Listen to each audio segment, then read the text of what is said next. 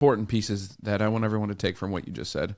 One being they need to find out if we're a fit for you, right? Like ultimately, go interview, go figure it out. That now, luckily, and I always say this, the good thing about the pandemic is it's really transitioned our entire industry to being able to do virtual stuff and get away from your local neighborhood when it comes to getting planners and investment advice, and really take that on. There's a lot of avenues out there to go research who a planner would be.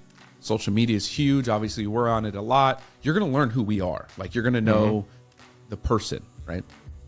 And so ultimately, one thing is take that, figure it out if it's a fit. If we're fit, then yes. The next part is it's a journey. Wealth is not something that is done like that. It's not a 50-page document.